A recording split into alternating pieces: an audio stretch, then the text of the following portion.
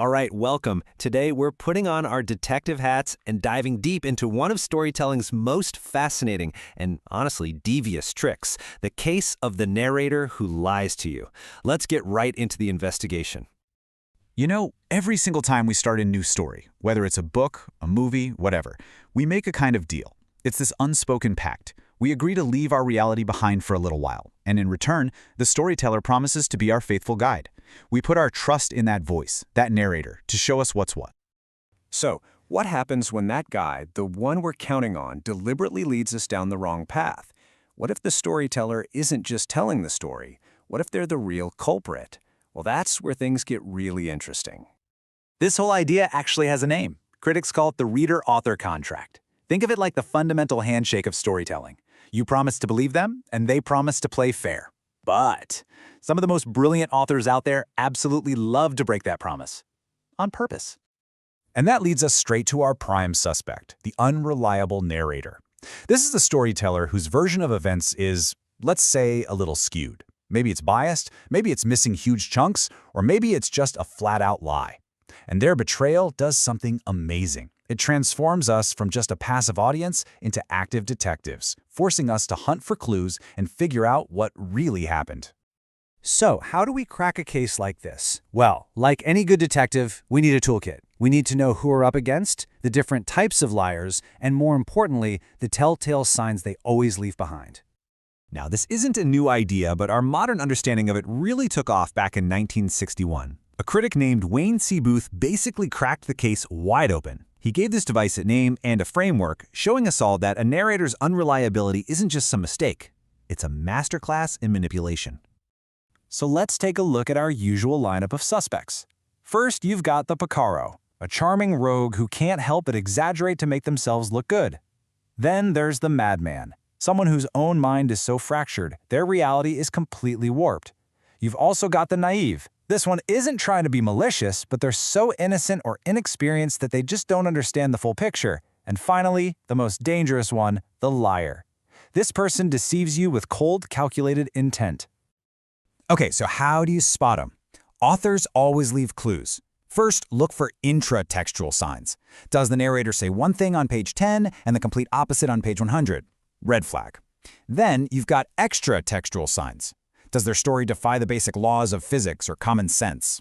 Another red flag. And finally, trust your gut, what critics call literary competence.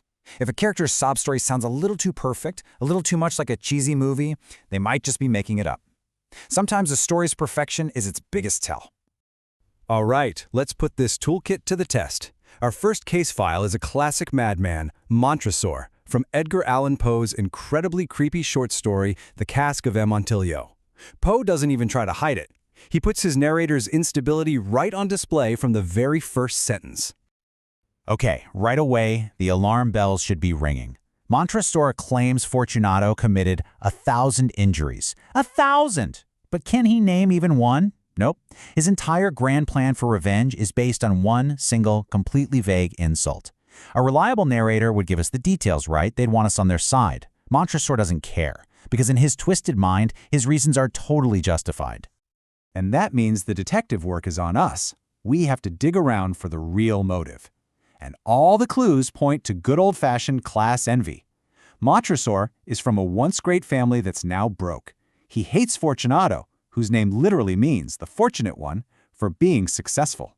So this horrible crime isn't about honor at all. It's about petty jealousy dressed up to look like noble revenge. As he's leading this poor guy to his grave, Montresor's narration is just dripping with this dark, chilling irony. He keeps pretending to be worried about Fortunato's cough, even raising a glass and toasting to his long life. This isn't just some clever literary trick. It's a window into his madness. He's enjoying a sick, private joke, and we, the readers, are the only ones who get it.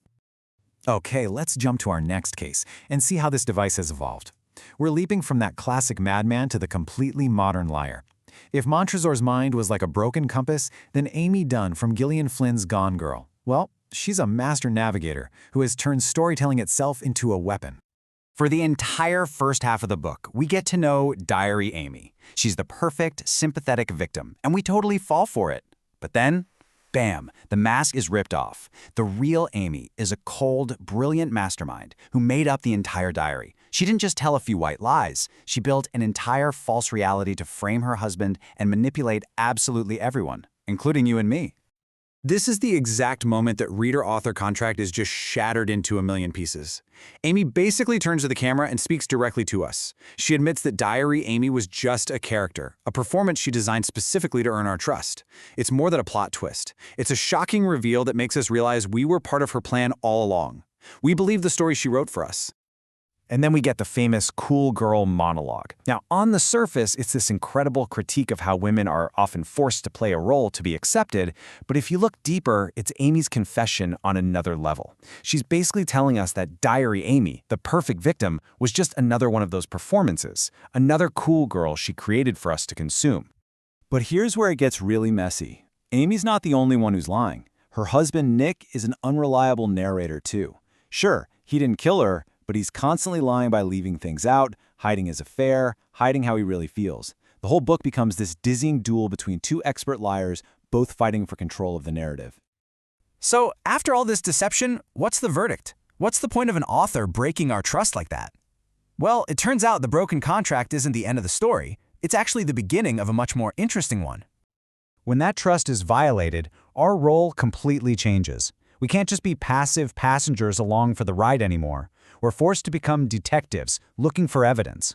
We have to become psychologists, trying to figure out the narrator's true motives. And in the end, we become the jury, deciding for ourselves what the truth really is.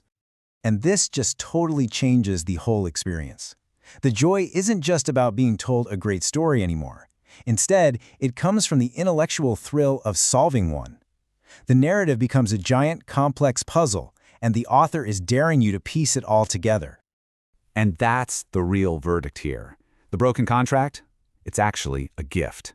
Unreliable narrators teach us to be sharper, more critical thinkers. They train us to look for bias, to question people's motives, and to realize that there's almost never just one side to any story. They make us smarter consumers of all kinds of narratives, not just fictional ones. Which of course leaves us with one last big question. We live in a world that is just saturated with competing stories, in the news, on our social media feeds, even in our own lives. And the skills we learn from these literary liars have never been more essential. So the next time you hear a compelling story, just ask yourself, who is telling this to me and why?